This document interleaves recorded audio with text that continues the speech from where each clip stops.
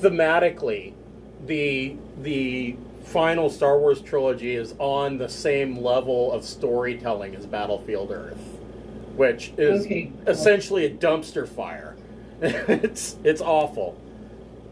Well, the good thing about kids is, like, even if things are shitty, you can teach them things. So I can see, like, you know how this part sucked and how it was this part in the original three were really good? Yeah, so right. They can learn telling stories correctly. Well, and the most insidious part about the new yes, the most insidious part about the new trilogy is that when you watch the first one, The Force Awakens, you're like, okay, this isn't a great movie, but you know, there's here's another one. There's a new hope for the trilogy. And then it goes forward and you're like, what the fuck am I watching? You know, it's just a steady train wreck from there on out.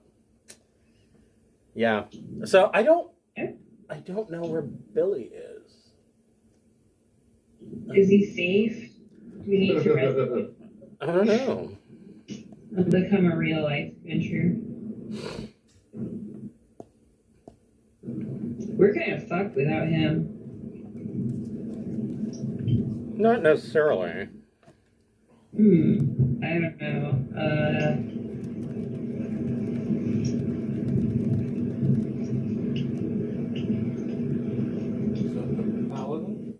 The Paladin and the Warlock Sorcerer. Oh yeah, you're sure.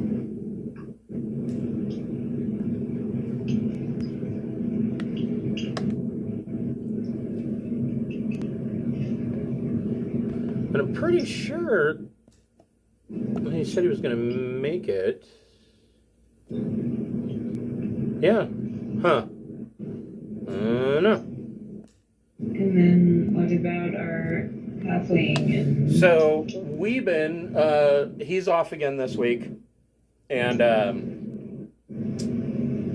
but should be back next week, I believe. He had last week and this week he was going to be gone.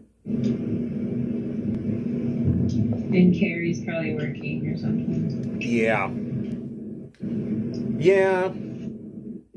Yeah, she was working on Wednesday night. She was working on some kind of training thing that was freelance, and she said that she would normally procrastinate on it and play with us that night, but she just couldn't push it off any further because it was like worth a month's wages. So I'm like, wow. Hey, you know, I can always understand that.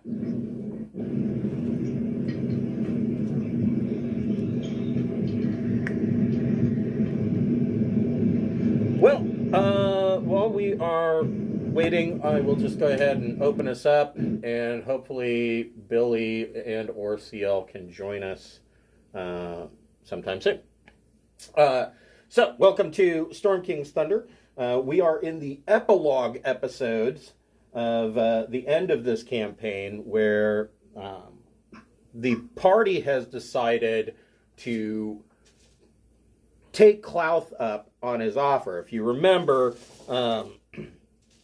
earlier on in the campaign, when they went to see the Oracle of the Allfather, the airship showed up, and the airship was crewed by Cult of the Dragon cultists, and they told the party that if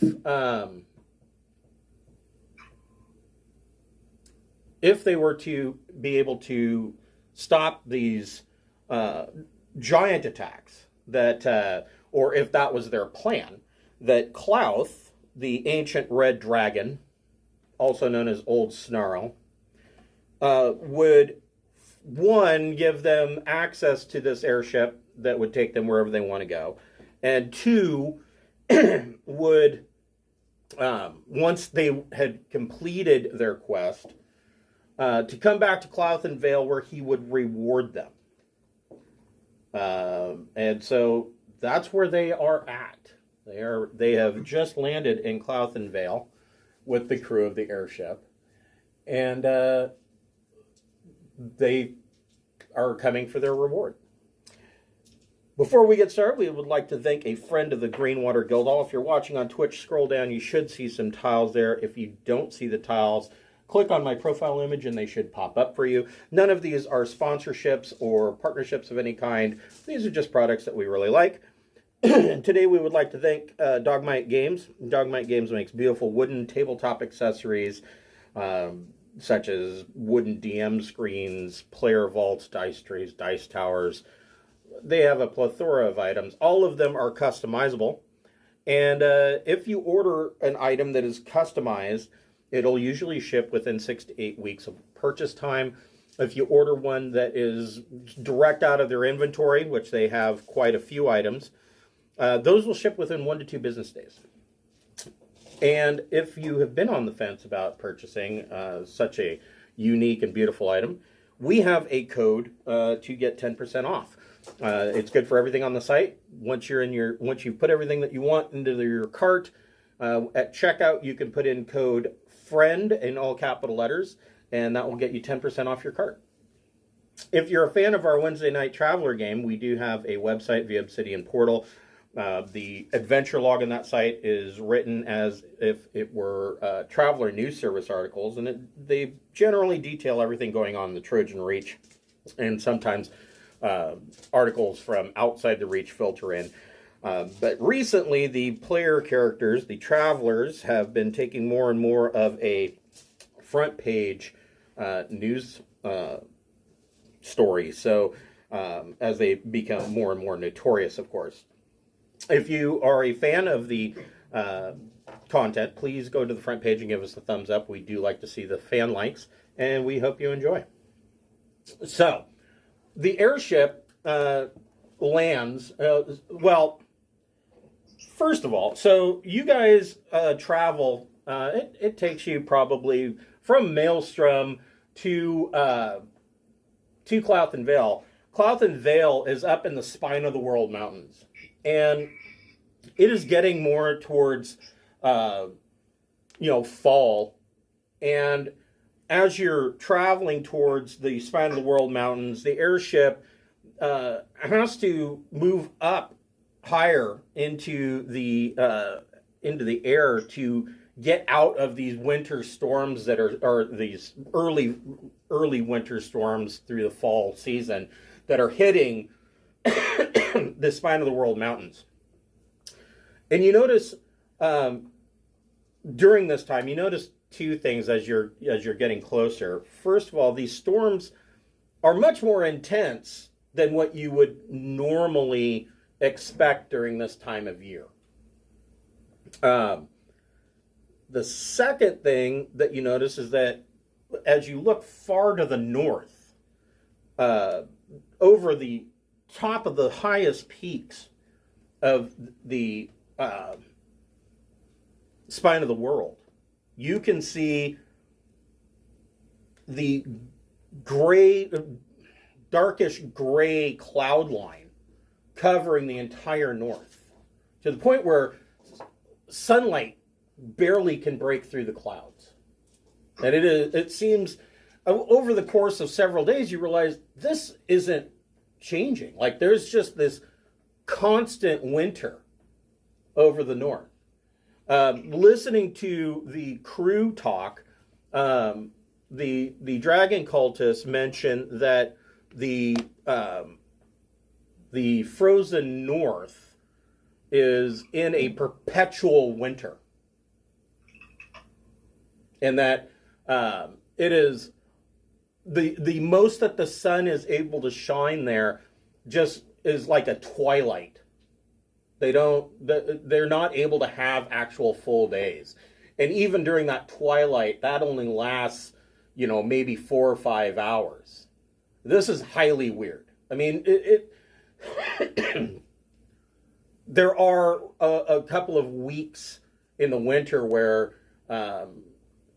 it's dark all day for weeks. But it shouldn't be like this. According to them, this has been going on for a couple of years. And you're like, that's really weird. Just a little piece of, trivia that's going on, that the North is kind of in this perpetual winter storm. Can And we pray to ask him? what would you like to ask them? Huh? What did you say?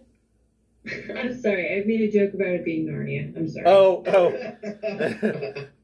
You suddenly notice a lamppost out in the middle of nowhere and this little goat bastard running away with somebody's socks. So as the airship is above these storm layers that are racking the mountains, the crew suddenly makes ready, and they're like, okay, we need to, it's time to land. And so the airship ducks down through this cloud layer, and it is a full blizzard. There's just snow and ice blowing all around the top deck. You guys stay below decks because, you're not going to go up. You don't need to. That's what the cultist crew is for, You guys are below decks. There's a very nice warm furnace. If you remember, it's powered by a fire elemental that aids in keeping the ship warm. But you look out the window, and you can't see more than 2 feet past the glass because there's just ice and whatnot. And then suddenly, it breaks. They come out of this cloud layer, and you can look down, and you see that there is this valley in the top of the Spine of the World Mountains that has I wouldn't necessarily say a tropical climate, but it would be on the higher end of a moderate climate. And the sun is shining, there's no ice, but you can look and see that surrounding this entire vale is these storm clouds. It's like in the center of like a hurricane that never moves. And they come down, there's this large lake in this valley, and they set the airship down in the lake, and the crew promptly goes up, setting up a gangplank, and leads you to the shore. The captain, Captain Dulcephine, says that, she says, oh, well, there'll be a slight hike to get to see Klauth. So make sure to grab anything that you're going to need from the ship before we leave. So for now, I guess we'll just leave this. Okay. Yeah, I really hope everything's okay with Billy and CL.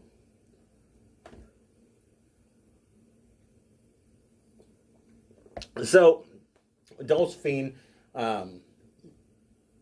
tells Trolt and Brassic, two of the crew, and Zalia, to stay here with the ship, mind the ship, and that they'll be back shortly to, once you've been rewarded. I'm sure, Dulcephine says, I'm sure that the magnanimous Klauth will, of course, give you passage to anywhere you want to go once he has rewarded you. Do you guys have any questions for Captain Dulcephine? What's with the ice everywhere else but here? She says that this is Klauth's personal domain, and that he has created this. He has created Klauthen Vale to keep the weather at bay, and it is this warm, temperate climate year round. Well, that's nice. And I asked her if there are dinosaurs here. There are not, but you do see, and you saw this as you were coming in. Klauthen Vale is quite large. You see that meandering through this vale are herds of Rothay. There are herds of goats, and I mean, it doesn't. You don't have to add. You don't have to be real good at adding two and two together. That Klauth has basically created a nice little, I guess, larder for himself. You know, he could leave his lair and hunt in his own vale without ever having to risk himself, you know, going to the countryside and dealing with peasants.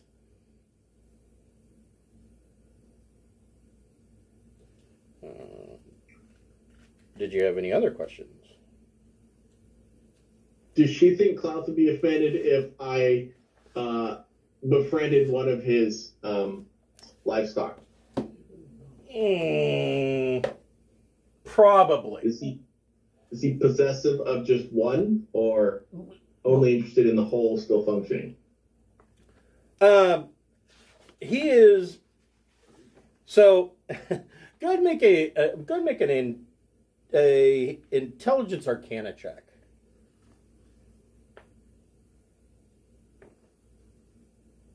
Wow, a whopping 10. You know that, I mean, you know enough about draconic lore that dragons are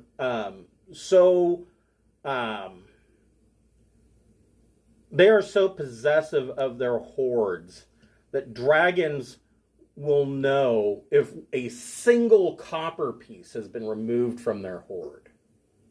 So it would be, you would know that even before asking that question, you would think, this is probably not a good idea.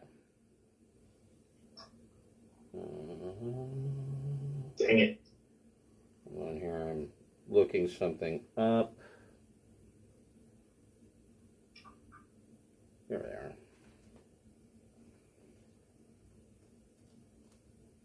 One of those cases where I couldn't remember what its name was, but I knew if I looked through the contents long enough that I would see it and trigger my memory. Okay, so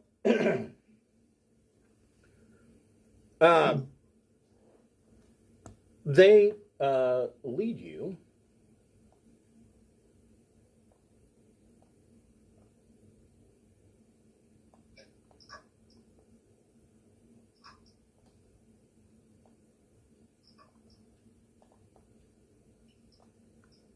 up this way.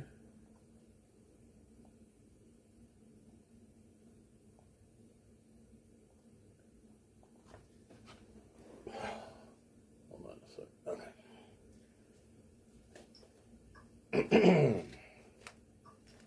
And you can see that there is a very well-worn path that leads up through this forested, jungle-like area.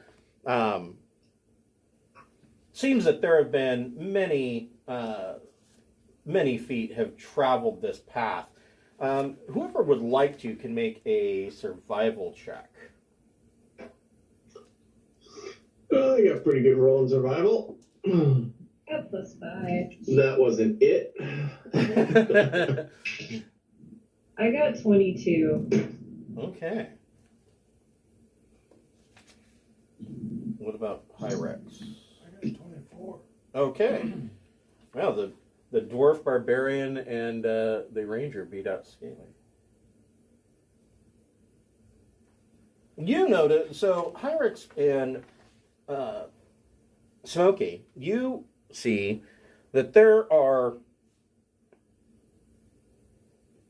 At first, it's hard to tell what you're looking at because you can see that like I said, this path has been worn down by hundreds of feet. But you are eventually able to pick out a couple of footprints, and so Hyrex, you see that some of these footprints are obviously boot prints. So you're assuming that, not having seen any other dragon cultists, you're assuming that these were probably made back and forth by the crew of the airship. Okay.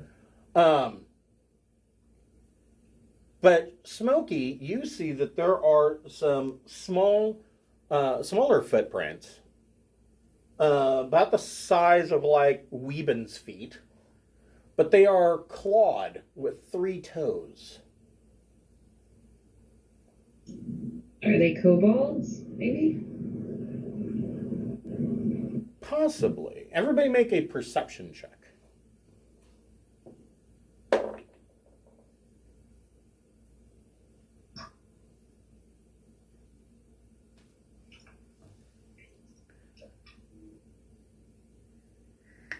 I got 10. 19. 16. Okay, so they are indeed kobolds. And you see that from the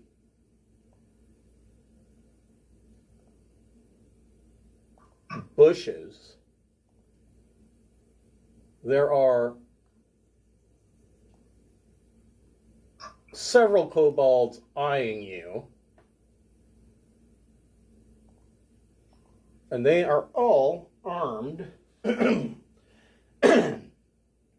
as kobolds usually are armed with daggers and slings and a large amount of stupidity. And the kobolds move to attack. Does anybody speak Draconic? I do. So Scaly, you can hear the kobolds kind of let out like a battle cry that is. Did I not put any? I guess not. They're just regular kobolds.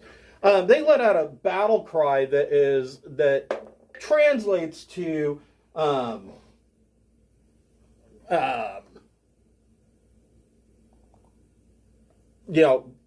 for the honor of Klauth, more or less.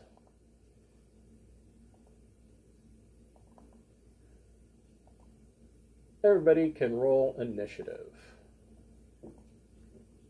For the honor of who? Klauth. Isn't that who we're going to talk to? Yeah. That seems. Aren't we here because Klauth gave us the ship and we're here with his crew? Yeah. These are some confused kobolds. Mm-hmm. Well, maybe. What did Hyrex get? 16.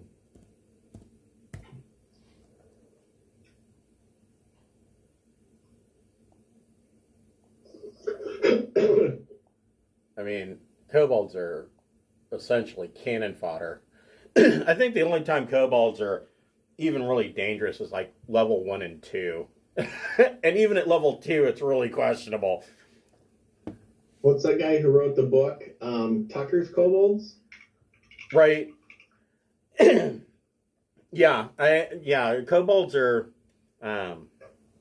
they're cannon fodder. So Not Hyrex, Kobolds. you what? Not Tucker's Kobolds. No. So Hyrex, you hear them yell out. I don't know if Scaly shared this weird little piece of information that they are attacking in the honor of Klauth. But what would you like to do? I will use my telepathy to broadcast that to everyone in our group, but I'm not going to use it vocally. More like me mumbling to myself, why are they attacking in the name of Klauth? That seems weird. So what would you like to do? Is one charging at me yet? They're all getting ready to do something. I say, we're here to talk to Klauth, but if you want to meet your death, bring it on.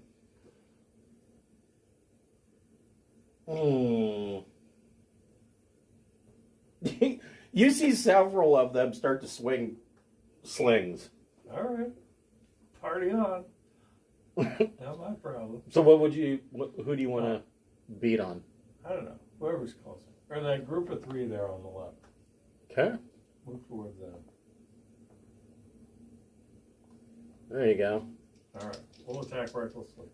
It's a great weapon, Master. You know what? Hold on. Let me going to turn off this grid because I find it annoying. All right. That's better. All right.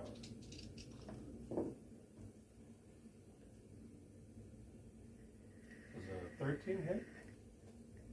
It certainly does. All right. 1 by 10.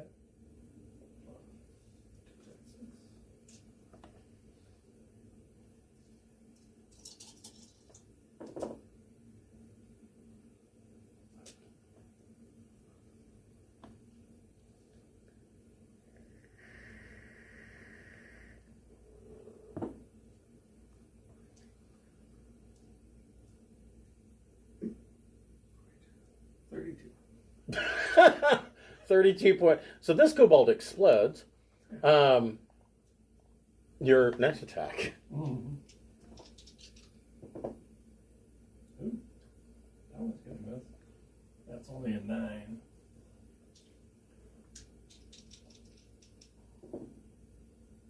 And 14 hits, right? Yes.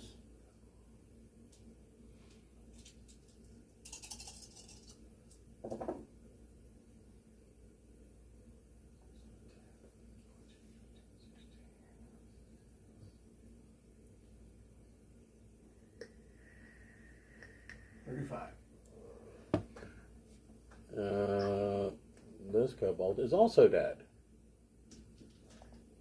That's it for me. Okay.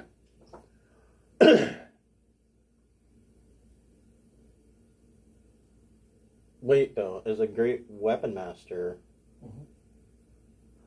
you killed an opponent, so as a bonus action, you get a third attack if you'd Nice. like. Even better. That's only a 12. That miss? That hits. Oh, all right. Bad news for them. What?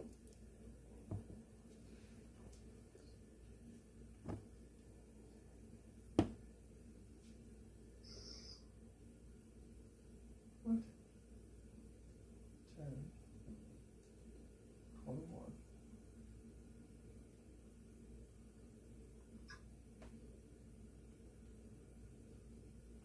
Plus 19. Yeah. Is that 40? That equals dead. I think it's dead. All right. So Hyros just goes over and slaughters 3 kobolds. Scaly, what would you like to do? I will fly over here and cast Gust of Wind from my fan.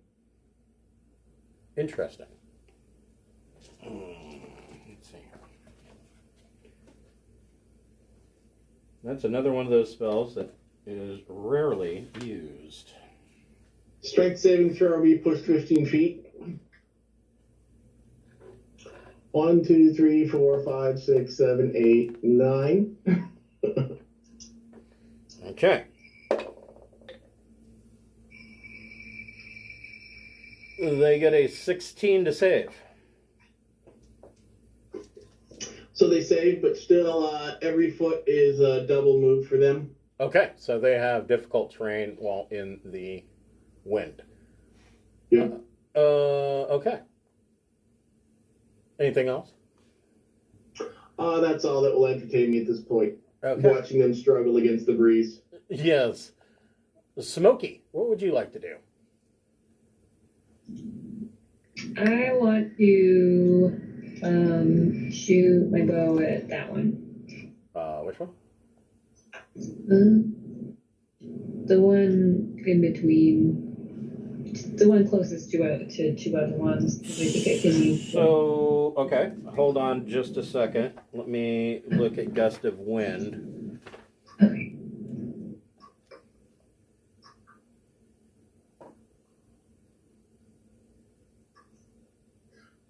Sorry, on the Gust of Wind, the same isn't when I cast the spell, it's the beginning of their turn. Oh, okay. That's in the area.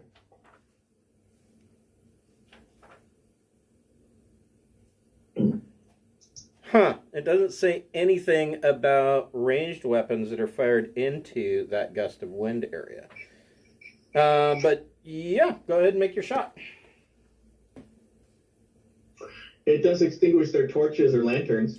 Right, but I would think that like arrows or sling bolts or whatever would be at disadvantage because of the wind. But Yeah, you would think. No, I think they separate that into the wall of wind. Right.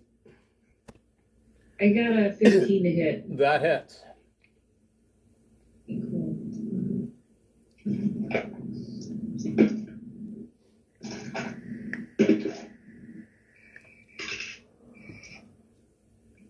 For 4. Unbelievably, he has an arrow sticking out of him, but he's still standing. Mhm. All right. I can shoot him again. Sure. 16 to hit, so that should hit. Yep. And 9 this time. Okay. And that puts him down. And you see he goes down, and then you see him go tumble this direction until he kind of lands in these tree branches up here from the wind. And then for Horde Breaker, does that mean I get to shoot the guy, like one guy on either side of him, or do I have to pick one? So, actually, let me take a look at that.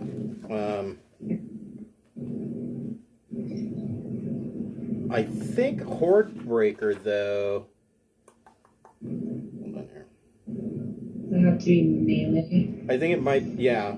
Okay, shit. I would have ran up, but well, no, I wouldn't. Well, wait. Okay, Once on each of your turns, when you make a weapon attack, you can make another attack with the same weapon against a different creature that is within 5 feet. So yeah, you can make another bow attack Okay. on another creature within 5 feet of him. I don't care. So. They all look the same to me. Dragon racist. What'd you get? Damn it. Okay, I only got 3 for damage. Got the minimum, so. Well, that's better than 0. That's true. Yes. And these guys are clearly fragile.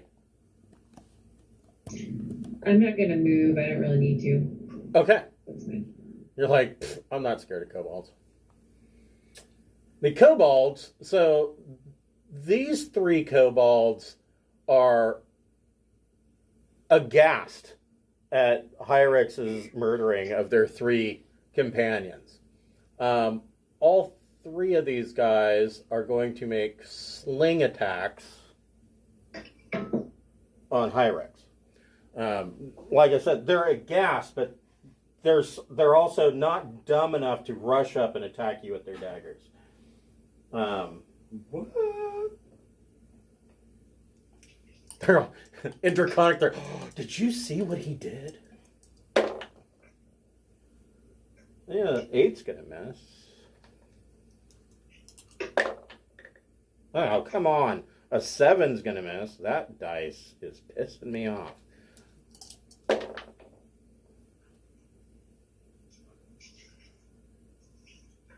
$15 to hit. Yes.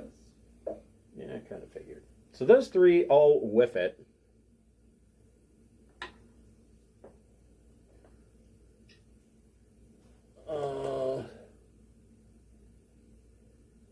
These 3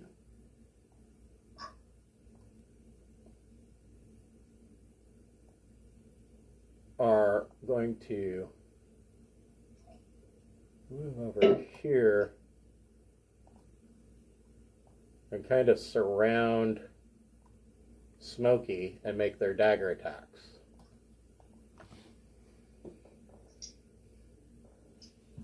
So 3 attacks on Smokey.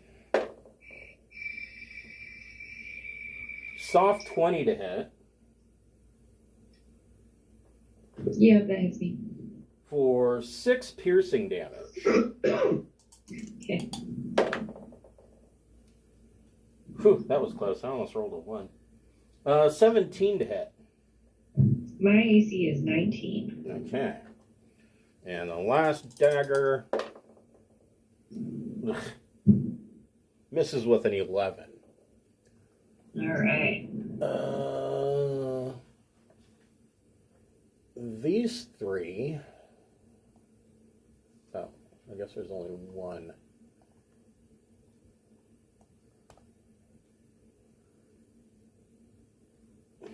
30 feet of movement. All right, why is this?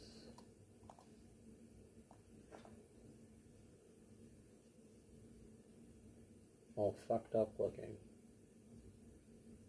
He's going to move there and make a sling attack on Pyrex.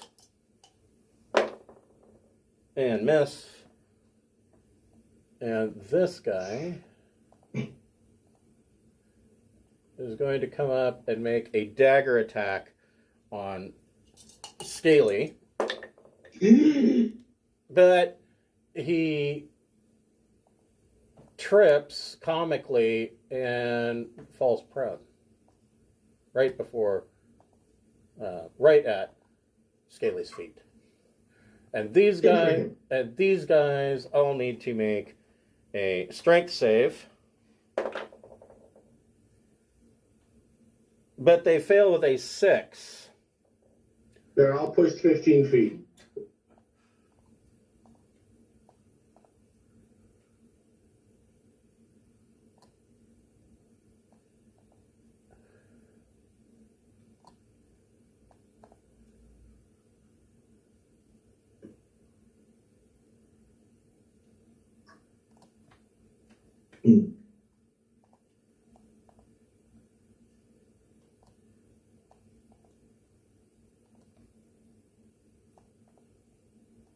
You just drop a box around them and pick them all and move them all 15 feet. If I do that, it'll move your spell box too.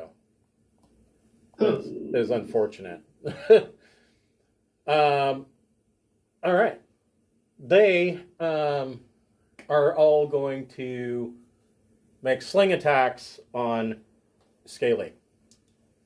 1, 2, 3, 4, 5, 6, 7, 8 of them are going to make sling attacks. Oh, Jesus. First attack. I'm doing matrix moves. Nat 20 for 4 points of piercing damage. Or, I'm sorry, 4 points of bludgeoning damage. Oh, no. Next attack. 16 to hit.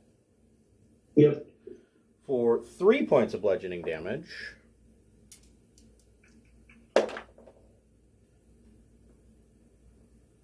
$12 to hit, probably misses. Correct. 16 to hit. Yep. For 3 points of bludgeoning damage. 21 to hit. For 3 Wow, points. you're doing well today. 3 points of bludgeoning damage.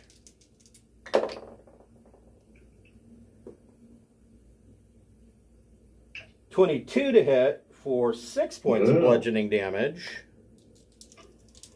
2 more to go. 12 misses. And last one. 7 misses. Good for them doing 19 points of damage as a whole party. Right. Hyrax. Oh, wait. Before Hyrax goes, you guys see the crew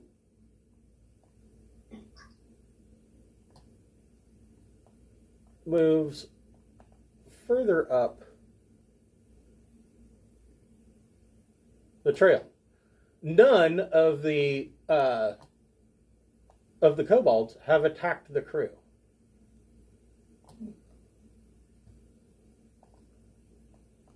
Pyrex, what would you like to do? I want to grab a chunk of dead kobolds and go attack the live kobolds. Beat them with their small brethren. So these over here attacking Smokey. All right. Okay. So I would say that kobold is an improvised weapon. What?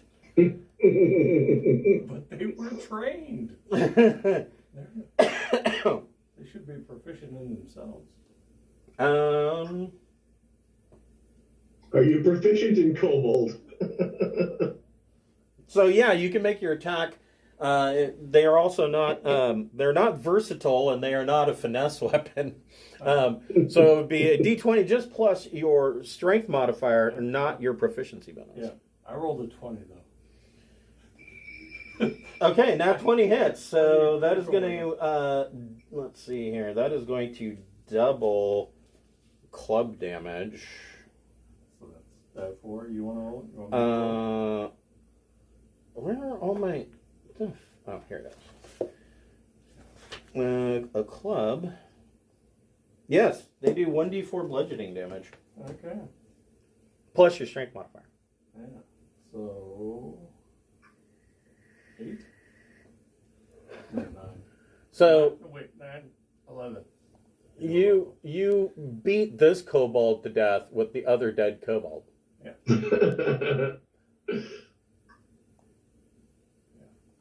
And you can make your next attack. Alright.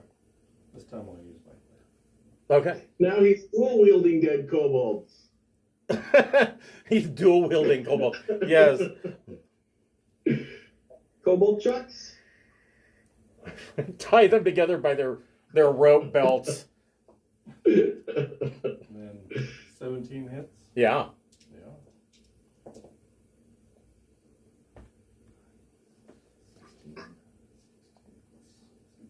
22. You disembowel that one, Right. and you could make a. One for the slaughter. You can make a step around Smokey to make your bonus attack with your All right. glaive. Yeah, 17. Yep.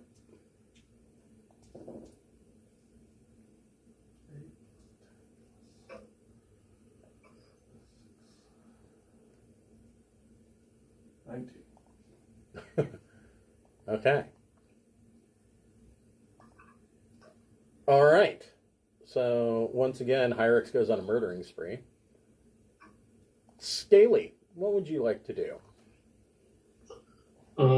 First, I will cantrip Primal Savagery and bite this dude next to me. Okay.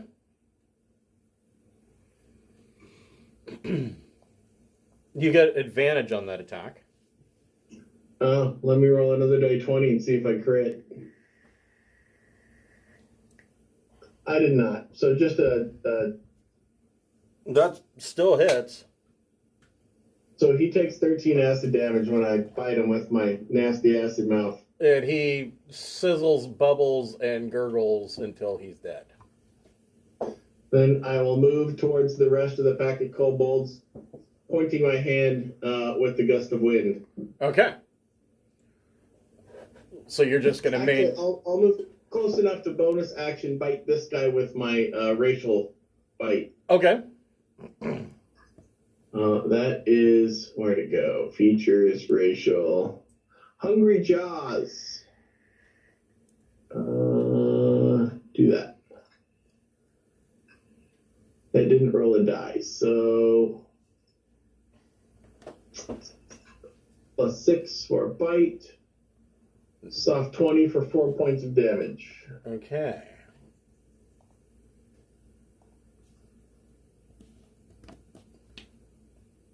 All right. It's 4 points of temporary, does D6 plus 1. Why didn't it roll the damage? Weird. 3 points of damage. Okay. And I get 4 temporary hit points. Sweet. Nice. Exciting. Because these guys are so terrifying that you need the temp hit points. Oh, they did 19 points last turn. I don't want to heal myself. This is free. Smokey, what would you like to do? Well, all the kobolds around me are dead. I think I'm gonna use my bonus action to cast Zephyr Strike on myself. Okay. And then I should be able to run ahead of these people. Be like, hey, where are you going? The party's just starting. From the back of the group, Captain Delsaphine says, we never agreed to get into any fights. So, we're just the crew of the ship, and we're just following our mandate from Klauth to deliver you to him. So, any kind of combat that goes on, that's your issue. Okay, but they don't outright attack me or whatever. No, they're clearly Okay. Union. And clearly what? Union. Union. Oh, okay. I'm not paid to do that. Shit, there's a tree in the way, so I can't see stuff to hit now, right? Or can I shoot that guy? I would say that you would be at disadvantage to hit him. Okay, well, I'll do that because I can't move anymore, so.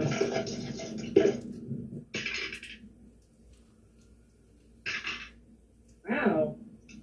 Okay, the lower roll was like 18, so. That's a hit. Cool.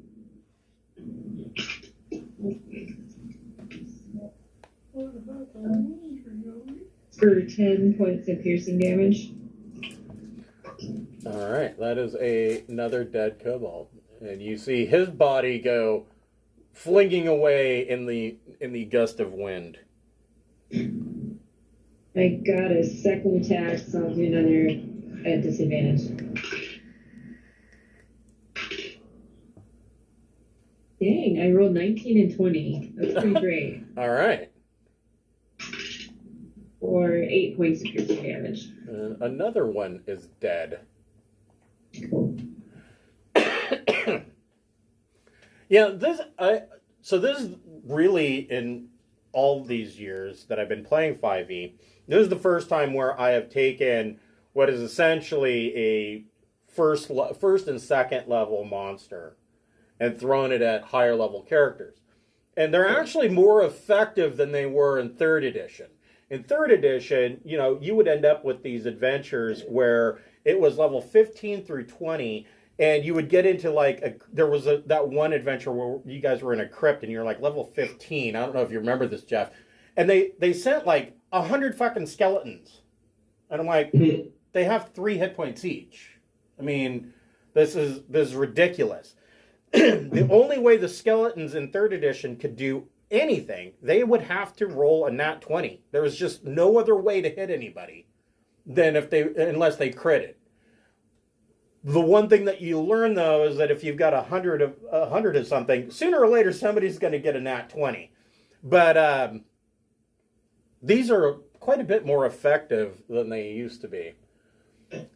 The kobolds. Have to roll their save again. Right.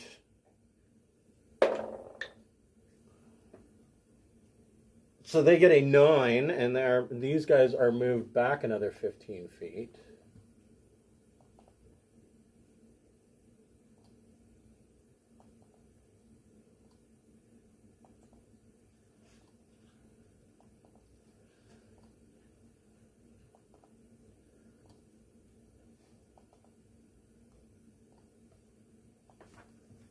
That is so weird. The measurement tool's acting bizarre for me. I wonder if it... Mine disappears every once in a while, and I have to find the tiny little 1 pixel wide thing to reveal it again.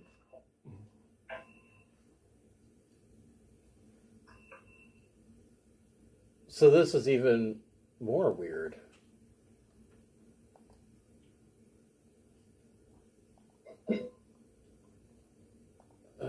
Okay.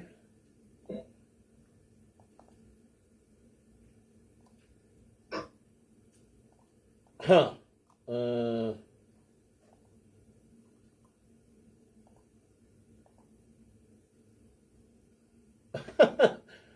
Okay.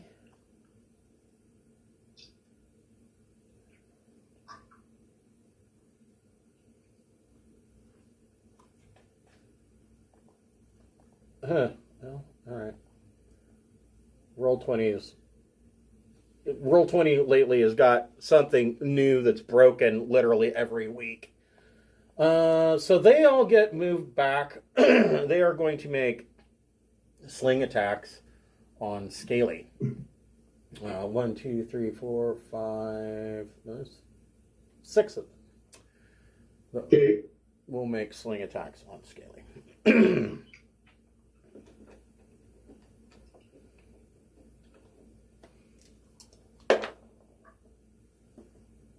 17 to hit. Yep. For 4 bludgeoning. Yep. 14 to hit. Nope.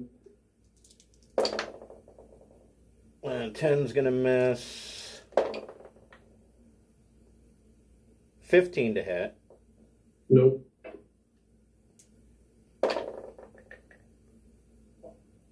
21 to hit.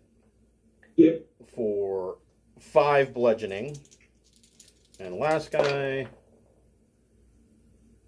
22 to hit for 5 bludgeoning. Okay, so 14 points. This guy... I can only do this for like 11 more rounds. I'm not fighting back, really.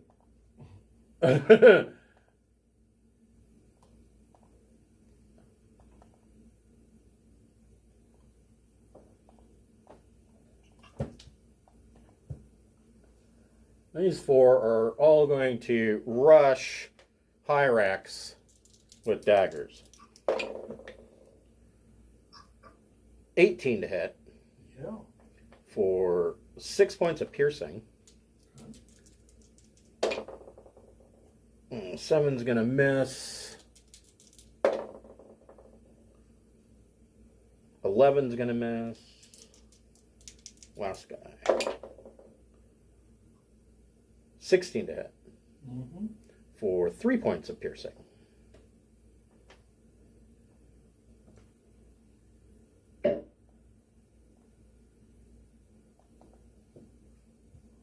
And Captain Delphine moves to the front of the group, and that's it. Hyrax, you're surrounded by 4 kobolds. Am I? You are. Again? Alright. We will attack recklessly.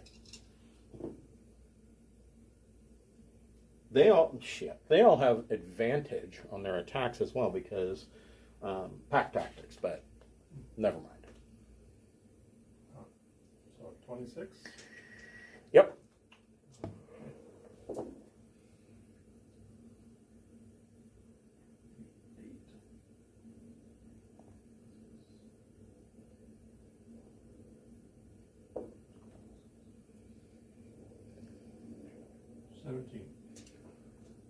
All right, that is a dead kobold. 19? Yep.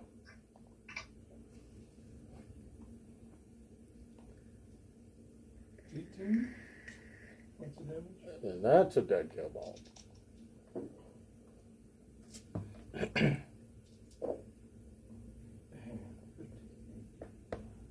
23 points of damage. And that's a dead kobold. I'm like the old pro, dead kobolds. All right. Scaly, what have you got going on there? Tidal wave. Shit. So, what kind of save do they get? Dex. Okay, 1, 2, 3, 4, 5. So 5 of them. 18. No, they get a 6. Okay, they'll take 19 bludgeoning damage. Okay. So those are dead kobolds. That leaves 1 in the back. Yeah. And bodies flying like it's Dorothy's tornado.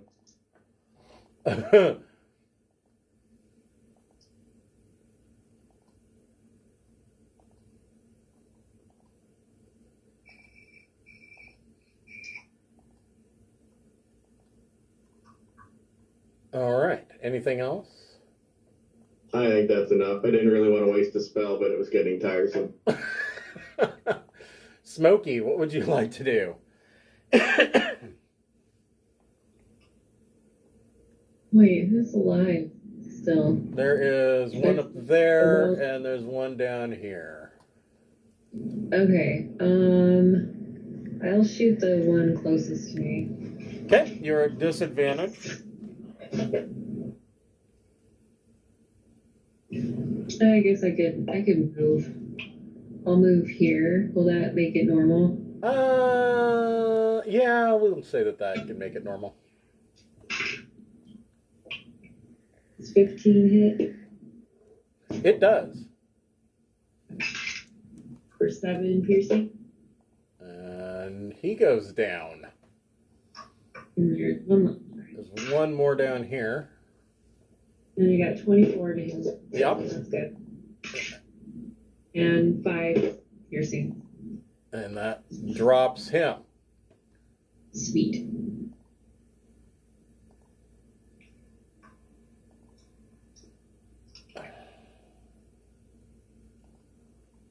Okay. And you are out of combat.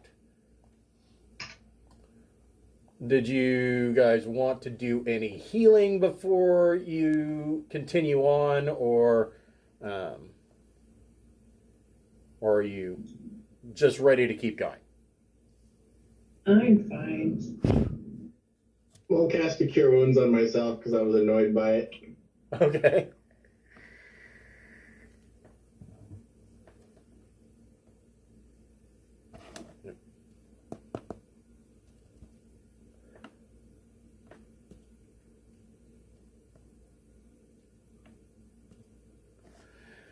So CL says she's at work. I bet Billy's still asleep. Betcha. So there's still hope. Okay, so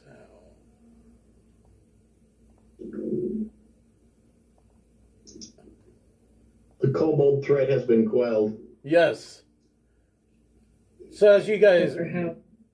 keep moving up the trail, the Captain Dulcephine and the crew kind of half-assed apologize about the kobolds. Dulcephine says, kobolds aren't, I mean, as you're probably aware, kobolds aren't really very bright. And she looks at Staley and says, you know, they're even a level below your kind. Fair enough.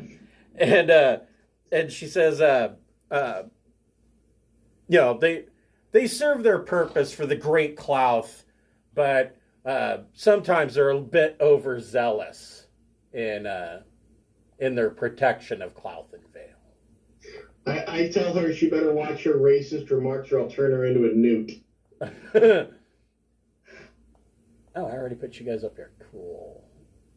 Oh, well, no, not that cool. There we go.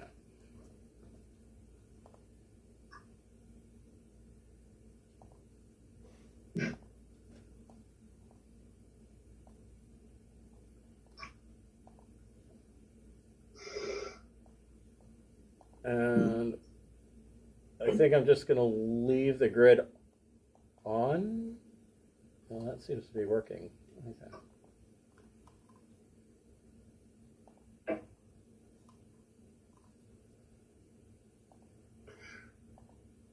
There we go. Is it still working?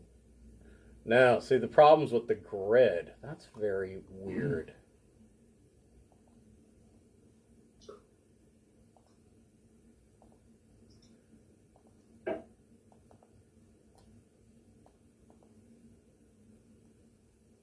All right, well, I guess I'll leave the grid on, as annoying as it is.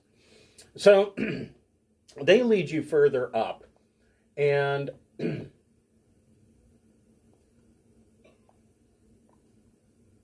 whole group comes to this strange clearing where there are a number of brambles and what appears to be cut down trees. And out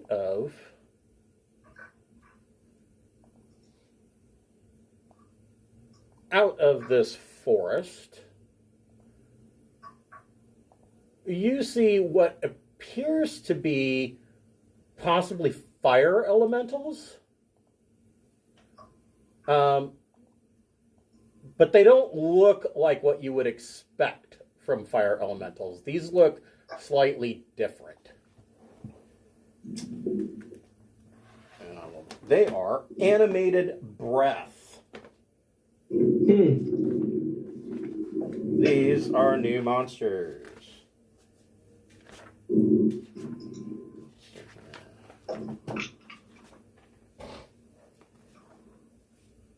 I forgot about these guys. Hold on a second.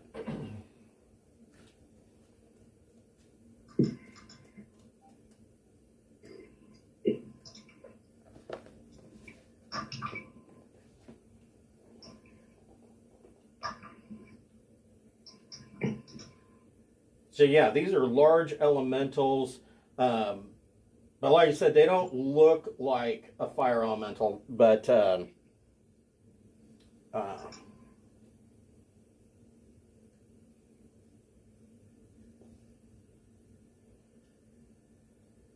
these are a little bit more dangerous. And they are moving in to attack.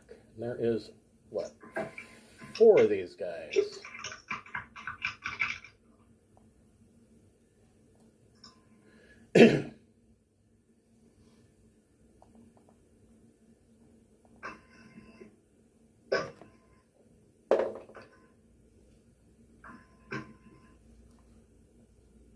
And they did better this time.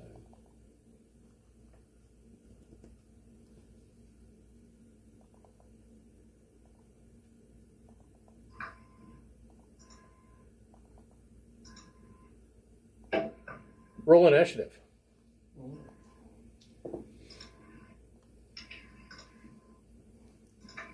Ouch. What did Hyrex get? 19.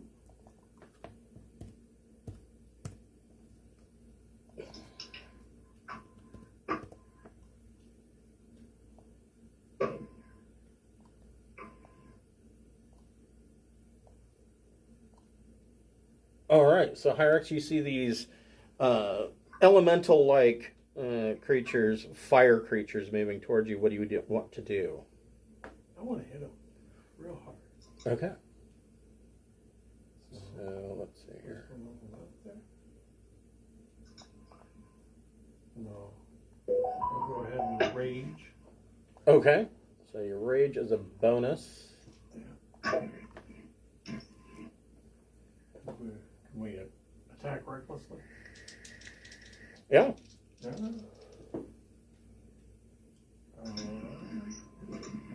I'm guessing that 18 doesn't hit. It does it. Oh, okay. And then there's 2d6 fire damage on this glaive, so I don't know if they're immune to fire. They would be immune to fire.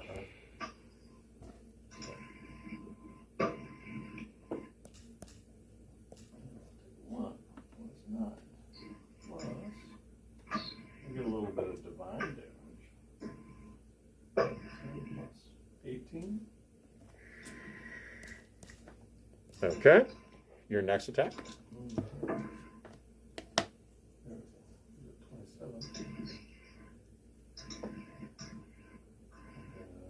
19. That's a hit. Ooh. 16 hit? Does 16 to hit? 16 to hit. Yes, that hits as well. Sweet. So that's 10 damage right there. Okay.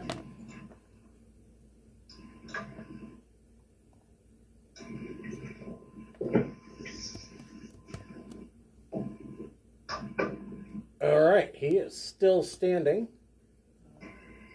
Smokey, what would you like to do?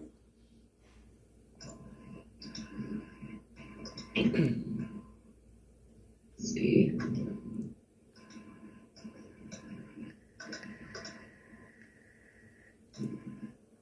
I think I'll run up to this one Okay. and use my my great sword to Okay. attack it. Okay. First attack is 17 to hit. That hits.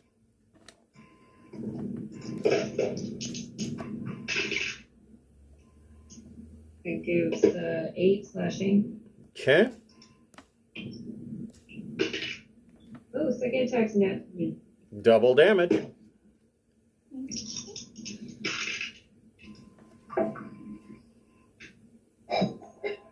So it says it's 2d6 plus 3 slashing, so I double on that, or Right, so it would be 46 plus 6 slashing.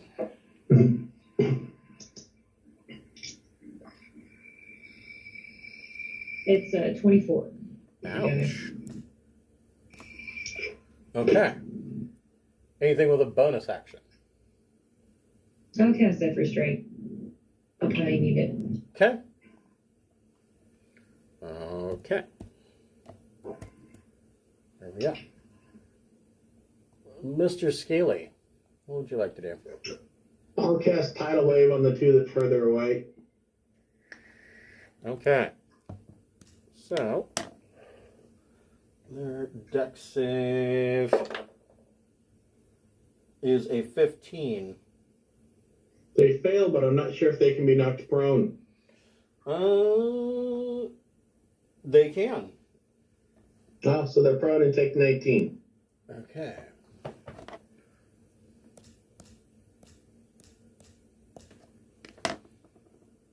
I mainly use the boxes for measurement purposes, so I know if I can get multiple targets. Right. And then I will, hold on here, let me take a measurement. Yeah, I'll do that. I'll fly far enough away that they don't have a hope of catching me this turn. Okay.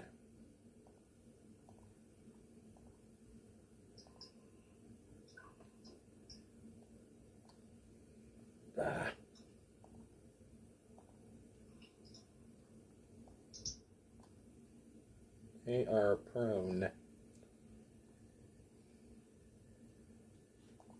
All right, so these two down here, one's going to make,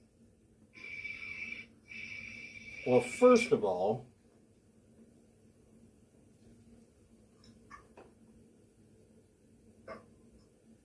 Hyrax takes 3 points of fire damage for being in proximity to it within 5 feet. Okay. 3 points, you said? Yes, and yep. And Smokey takes 5 points of fire damage for being within 5 feet. I have the red dragon scale armor on. Does that? So you have resistance to fire damage, so you would take 2 points. Okay, cool. And then they will each make 2 slam attacks. Let's see here.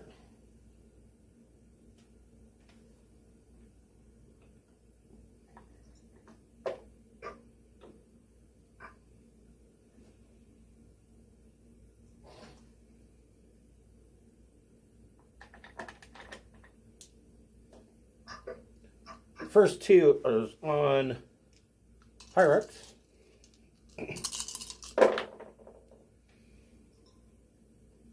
$14 is going to miss. Second slam attack. Nat 20. Oh. 19 points of bludgeoning damage and 8 points of fire damage.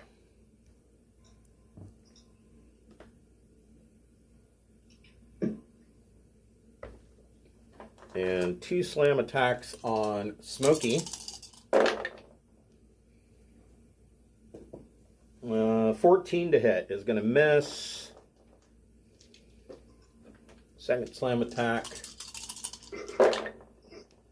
Ugh. 11 is going to miss.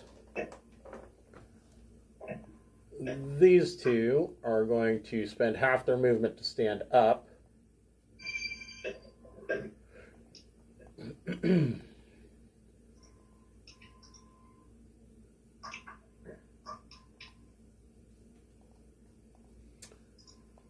And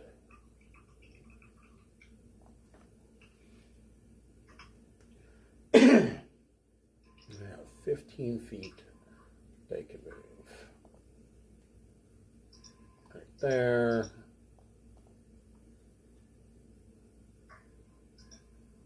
And right there. And that's it.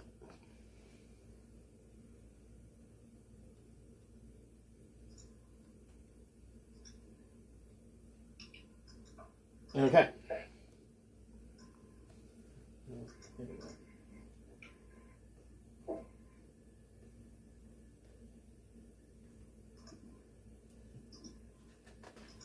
All right.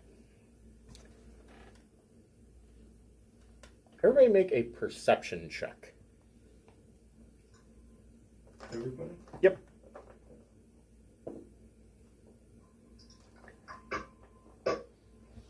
What'd you get?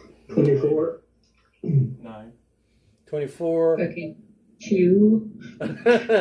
So, Scaly, you notice that the air seems to be hotter or warmer rather suddenly, like a hot wind has blown through the area. Give me one moment, and we will start with Hyrix this time. I'm gonna go refill cider real quick. Thinking juice.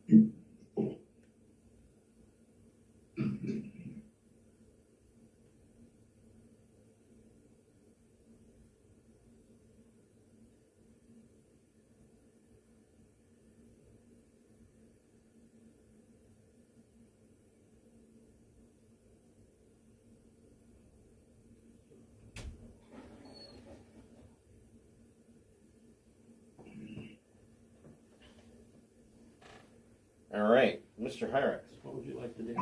It's up. Gets up.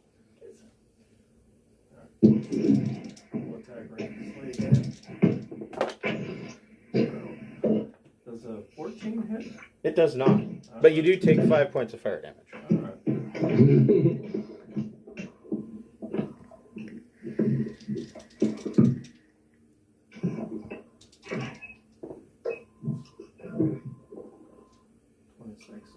Yes.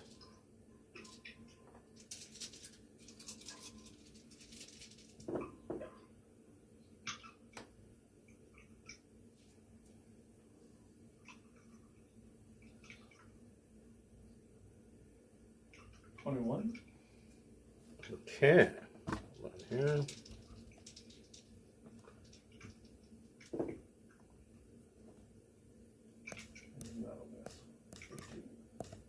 15 hits.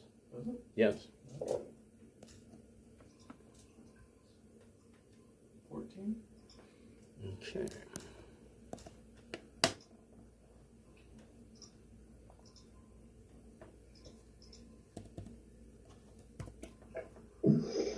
All right. Smokey, what would you like to do?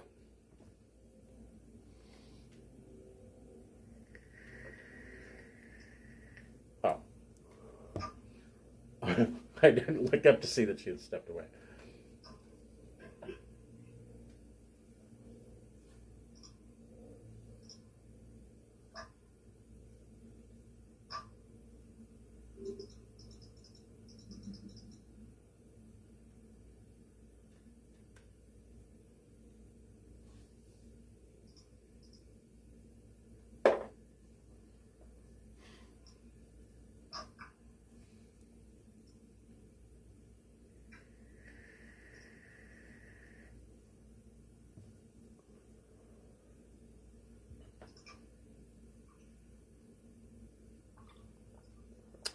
So, Smokey, what would you like to do?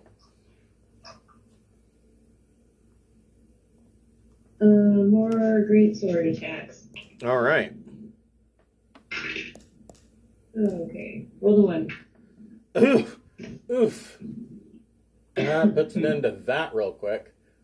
And Smokey trips over the brambles and goes prone. Dumb. Wah, wah, wah. No second attack. No, that pretty much puts an end to your attacks. All right. Scaly, what would you like to do? I don't even know where Scaly is on the map. Oh, there he is. I will tidal wave the 2 that are far away again. Okay. So they...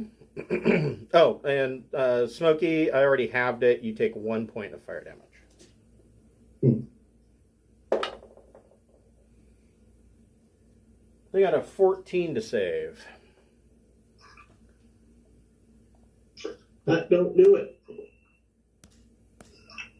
Prone again, take a 19. Okay.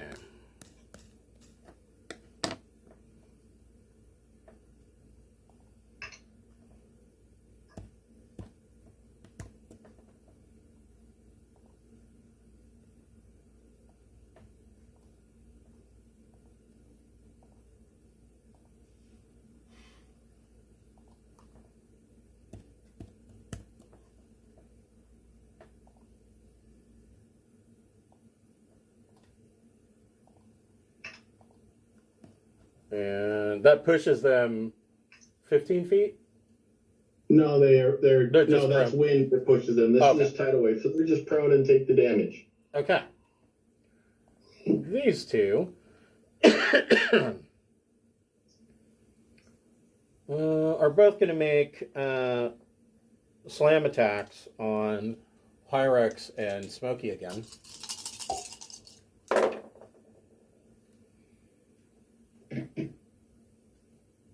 Soft 20 to hit Hyrex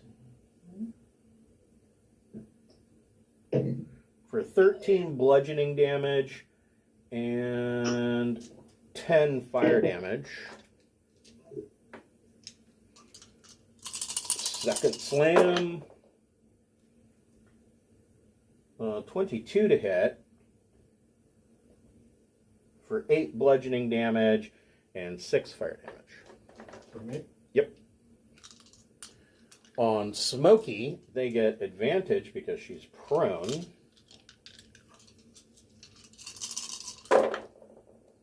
Nat 20 for 14 bludgeoning damage and 14 fire damage. I'm sorry, 7 fire damage because you are resistant. Well, it's good they had advantage. 15 misses. The other two, who are looking like the dumbest animated breaths ever, will spend half their movement to once again stand up and move 15 feet. They'll get there eventually. Maybe.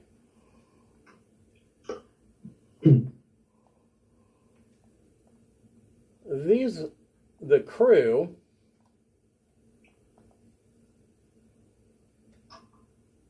move up here.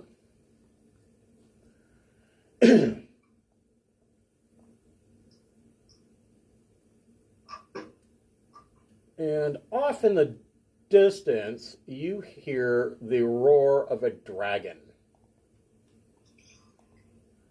Now, at the end of this trail that you're following, you can see that there is a mountain that climbs up into the storm or into the Spine of the World Mountains. And you're assuming that, and you can see that there's a cave further up this mountain that this trail is leading to. Clearly, this will be Klauth's lair. But you see a great red dragon flying down out of the mountains. Why is this not doing what I want it to do?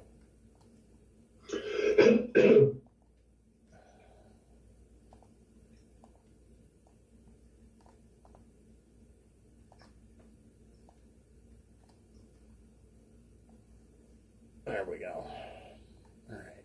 And Klauth.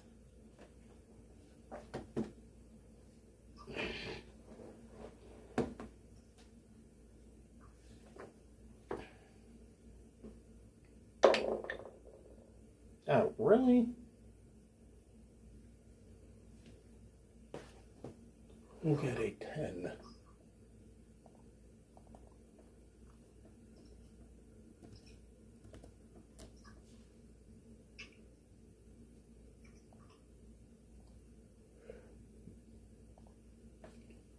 So Klauth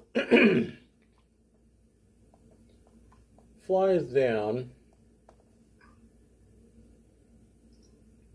and lands right before the crew, and the Captain Delphine and the rest of the cultists all drop to their knees and are begin to kowtow and worship Klauth, and Delphine is heard saying, "Oh, great Klauth, we have done your bidding. We have brought the adventurers. They have completed your assignment." And Klauth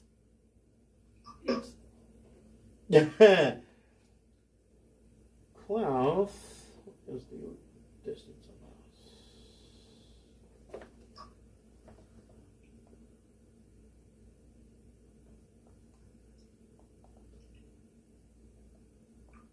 Steps to the side and says, "Puny worms."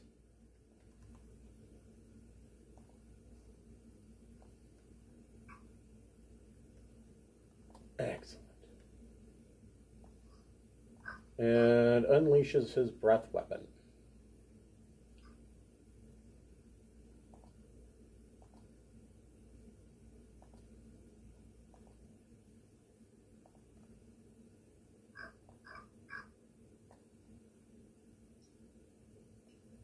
Sure. Yeah. Well, yeah, no, it's longer than that. It's 90 feet. So Smokey and Hyrex need to make a Dex saving throw. It is DC 25. Missed. Okay. Since my dex is +3, it's impossible for me to make it, isn't it? Well, you could roll a nat 20. I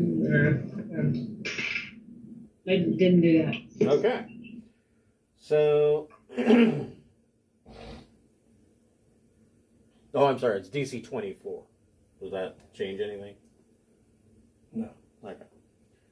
So it is 26d6 fire damage, which means... So Hyrex, you take 91. Okay. And Smokey, you take 45. The crew is incinerated. There is literally nothing left of them. And Klauth snarls out, "Idiot mortals, do you really believe that I would allow you to touch any of my hoard? Your reward will be your death." Hyrex, what would you like to do? Are the elementals alive? Yeah. They're immune to fire damage. Oh, yeah. All right. I want to move to that most northerly one there. I'll Okay. Disengage. You'll disengage. Okay. Okay. Yeah. Like that.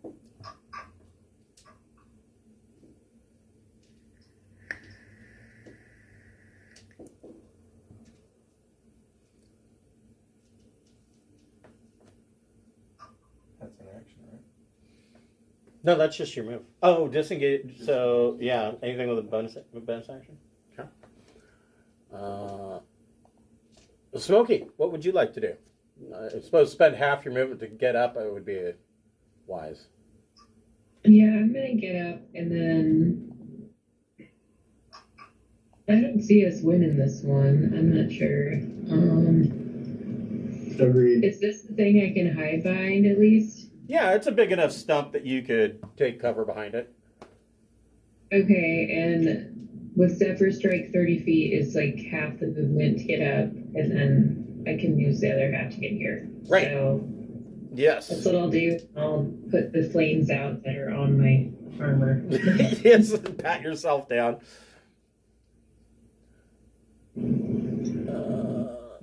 Scaly, what would you like to do? I'd like to make a perception check. If we just tell him we don't want anything, he's been helped. If we just kowtow to him, might we talk our way into living? Or not trying to deceive him, but we thought we were getting a reward. Let's just forego that. He's been helpful. We're grateful. He's the greatest ever. Could a conversation take place is what I'm trying to make with a perception check. Certainly. Oh, you can talk. Yeah. You just 27. saw the last people to talk. Yeah, you can. He is certainly. I guess it depends on what you want to say. I mean, if you wanted to open up with your description of what you just said, you could make a persuasion check.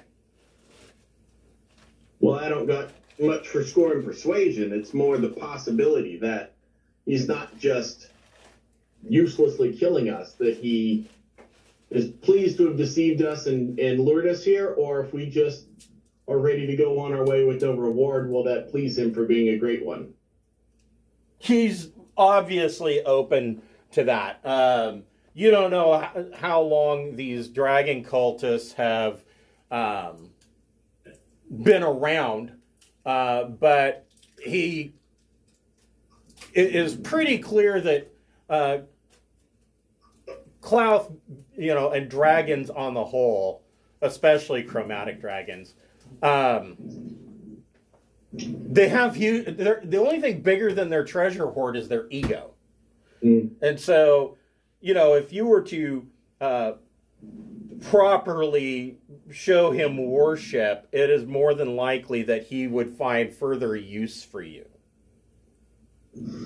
We did make a bunch of cobalt cutlets. They're ready for the grill.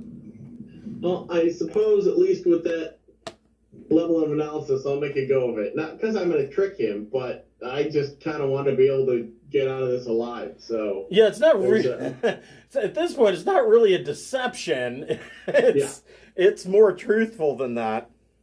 Yeah. So, persuasion check, you said? Yes. Okay. Well, again, not going for half truths or stuff. Just okay. We don't want anything. We're coming here as directed. He's been helpful. He's been great. We think we've succeeded on his behalf. That sort of thing. Okay. A whopping 13 because I've got such a high persuasion. He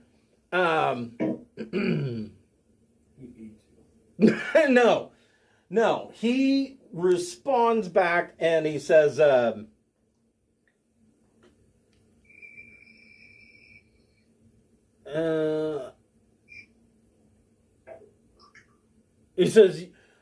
you are wise, little mortals, to come to someone so as benevolent as I.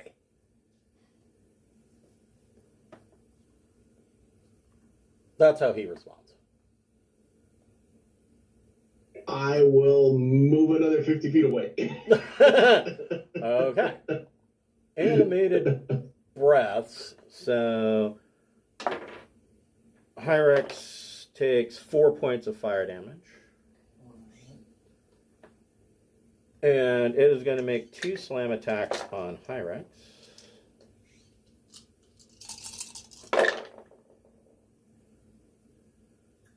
22 to hit. Mm-hmm.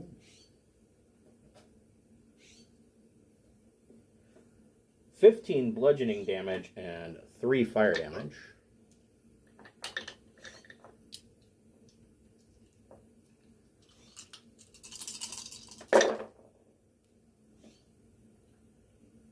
$19 to hit. Mm-hmm. For 15 bludgeoning damage and 8 fire damage.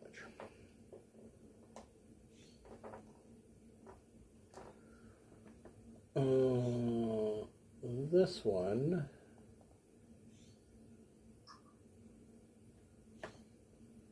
is going to attack Smokey. So first, Smokey, you'll take 1 point of fire damage.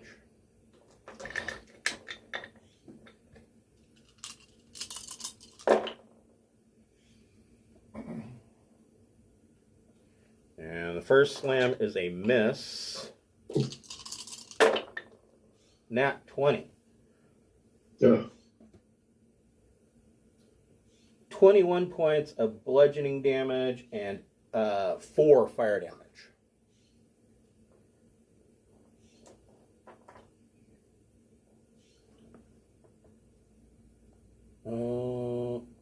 These guys fly 30 feet.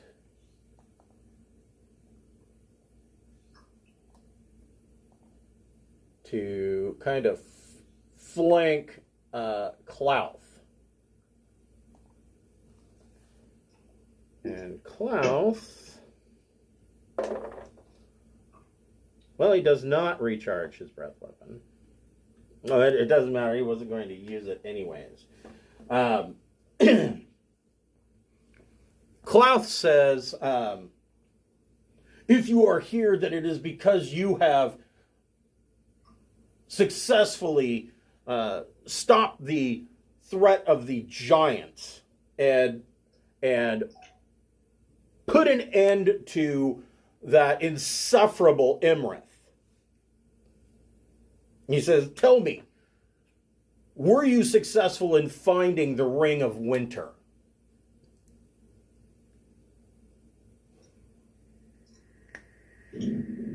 Don't we know, like, its general location? Is that... I don't remember. So the Ring of Winter was that massively powerful artifact that the Frost Giant Jarl was searching for. You remember overhearing that that the Frost Giant Jarl thought that it was somewhere in Icewind Dale because he had created something called the Bloodstone, and a Bloodstone essentially is a divining device that will track somebody's bloodline. So not only can they track to find that individual person, but it will also point them in the direction of their offspring or relatives. And the Frost Giant Jarl had sent people to Icewind Dale, to one of the towns in Icewind Dale, to find the Ring of Winter, but they never found it. And the Jarl, when he had returned, didn't have it on him. So you don't know where this thing is. But we know that those people have the Bloodstone to try and find it. So, I mean, that's what we can... I could say that. Yeah. Well, I will... No, I speak. I will allow you... I will allow you guys, whoever wants to make one, you can make a Arcana check. Because after your battle with the Frost Giant Jarl, you would have the Bloodstone. I got 17 somehow. Okay. I did not. So, Smokey, you know that the Bloodstone is telling you that it is pointing far, far to the south. It's super far away from your hoard. Shit. So, should we surrender the Bloodstone, or should we try and protect the world from the evil ring? Because I'm pretty sure we're gonna die if we don't get. Oh yeah. We're totally gonna die if we don't. And then he'll have the stone anyway, right? Because I don't think burning will destroy it. So, okay, here's your Bloodstone. You got me. So Smokey's holding up the Bloodstone. All right. Hyrex, what would you like to do? How far away is he? He is 30 feet.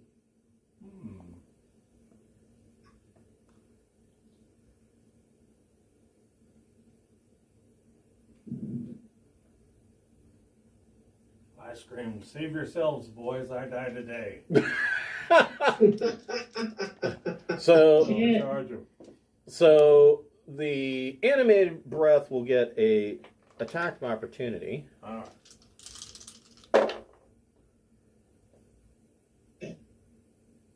23 to hit. 9 points of bludgeoning damage and 4 points of fire. Yeah. That kills you? Yeah. Shit. So Oh my God.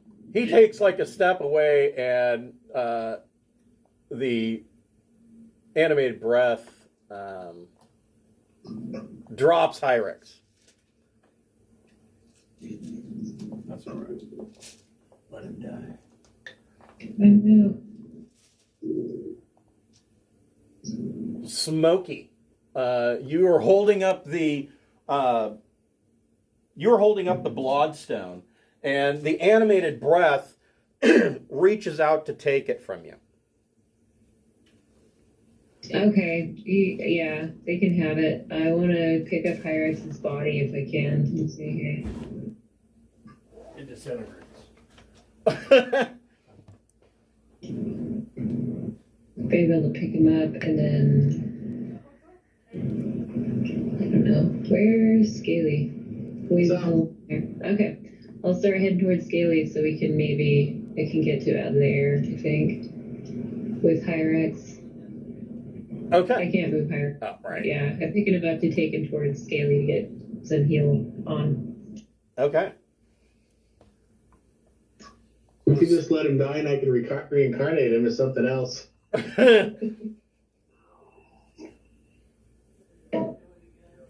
Scaly, what would you like to do? I will.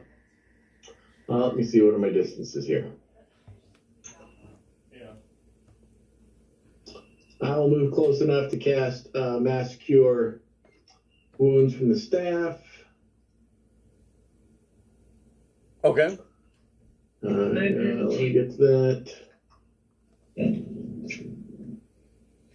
That's not what I'm looking for.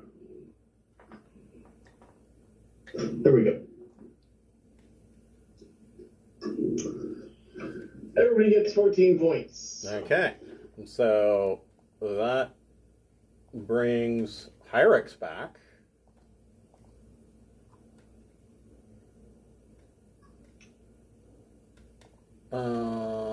The animated breath is going to, whoops. And as a bonus action, I'll turn into a fire elemental. Okay. So you have 14 hit points. All right. The animated breaths all move back towards Klauth and hand him the Bloodstone. Klauth, in one of his massive talons, holds up the Bloodstone and peers into it and says, I can see that Artis Cimber has moved towards Schult. The Ring of Winter shall be mine. And he orders the animated breath to guard his lair, and Klauth takes the sky, and you see him flying to the south.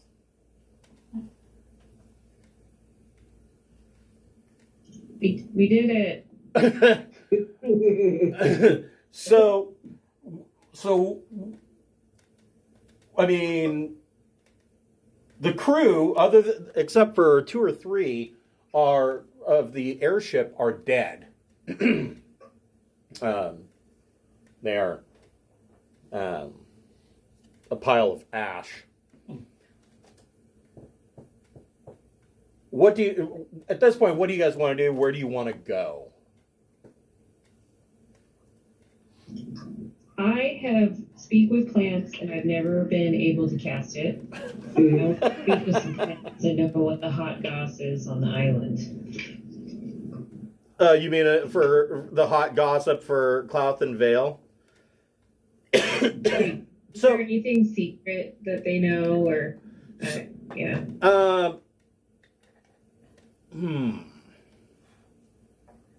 Yeah. So the first thing that you learn is that the plant life basically tells you, Klauthen Vale's great. You don't have to worry about the cold.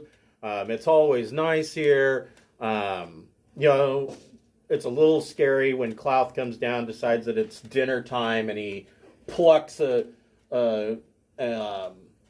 creature from the forest, but that doesn't bother us because he's 100% carnivore. They do tell you that there is a rumor that in Klauth's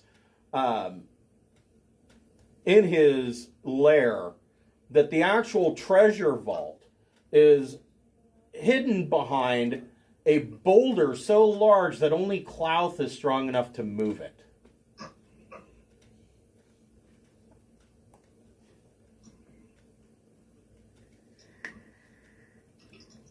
That's about all they tell you. Damn it. Well, it's not worth sticking around to try and raid it then. I guess we should try and learn how to fly the airship. Is there an instruction manual left in the lair? Instruction manual is left in the glove box. You've been on the airship long enough that I would. Come on. Yeah, point it in the direction you want to go. You can all make an intelligence check. Shit. -1. Oh, got a 2 then. Okay. What about Scaly? Let me have a go here. Oh, 18. Oh, so you can add. Only because I'm wearing that item. Yeah, after you damaged your brain. Yep. So you can add proficiency under your proficiencies. You can add vehicles, airships. Do you want to make a intelligence check? For when you run into airships. Yeah, well, Apparently it happens.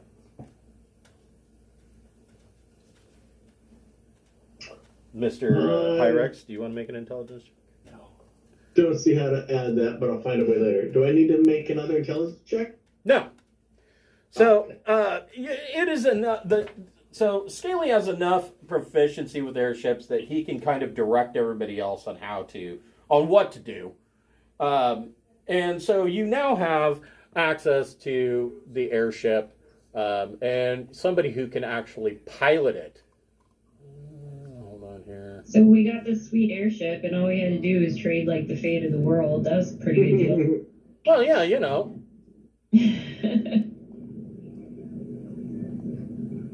So then the question is, where would you like to go?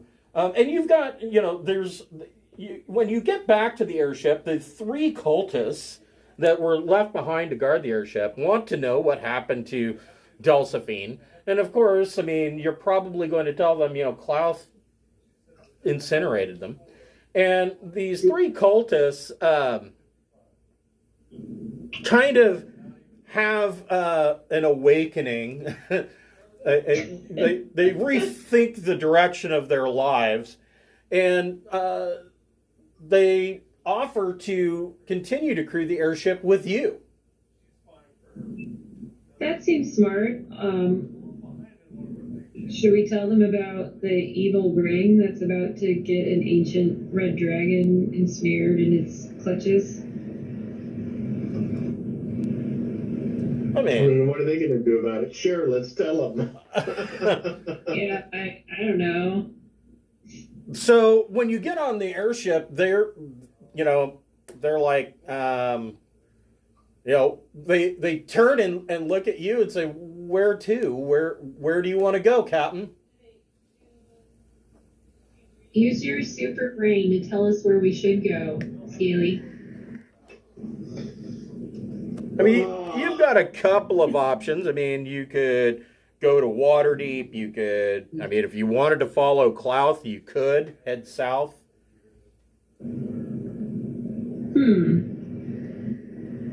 You know, even if we don't get involved, it might be kind of cool to see what happens. And if the whole party's with us at another time, then we've got maybe the horsepower to kill Klauth too. True. Yeah, let's follow them and try and fix our mistake. Okay.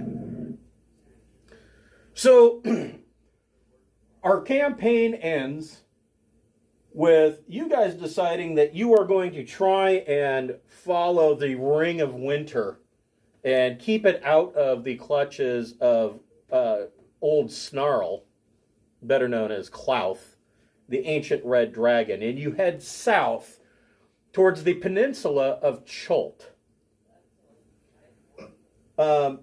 Everybody gets 14th level.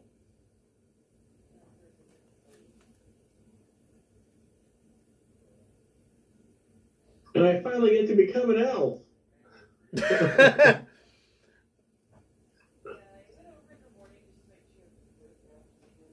Through magical means. Through magical means, Scaly becomes an elf.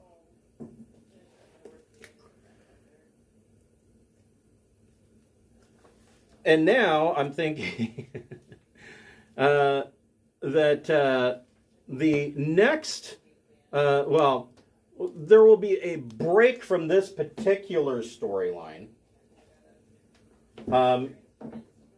But I'm thinking that you may want to hang on to these characters because we may see them again in the future. Or at least, more than likely we'll hear about their exploits in the future, I should say.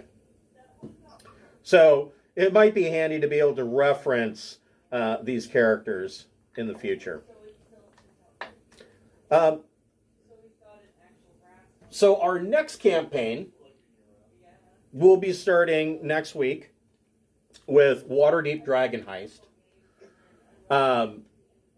And since I have the two of you, Scaly, why don't you give us a little rundown on who you'll be playing in Waterdeep Dragon Heist? Let me get up. His chosen name is Empeking. He's a noble from a long and glorious family with both Djinn and celestial background. And he's a little bit of a pots. He's pompous and full of himself, but not mean-spirited. He's just convinced he's fantastic. All right. And which noble house did you pick? It was... let me see. Where would that be in my notes? Rylantor, or... The kind of... the ones that got in a lot of trouble and have been trying to reestablish their name? Right. Hold on here.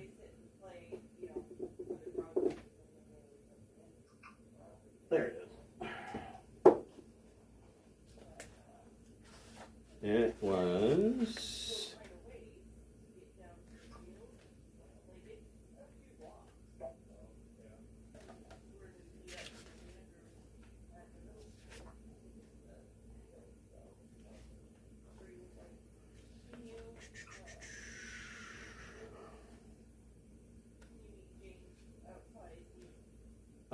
House Rosnar.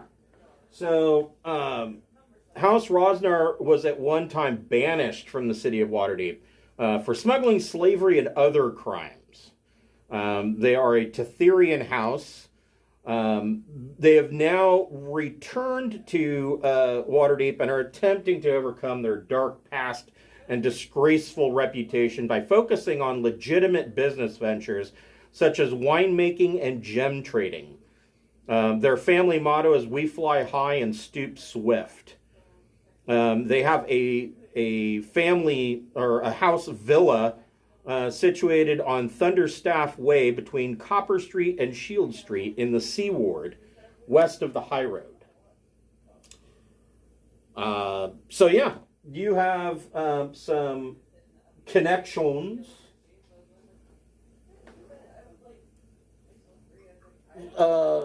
Cameron, do you have a character concept for Waterdeep yet? I'm gonna be a human wizard, and she's an old lady named Edith, and she's like a cat lady, but she gets very bored, so she wants to try and go out and have an adventure. Nice. So she's got like 23 Tressum at home.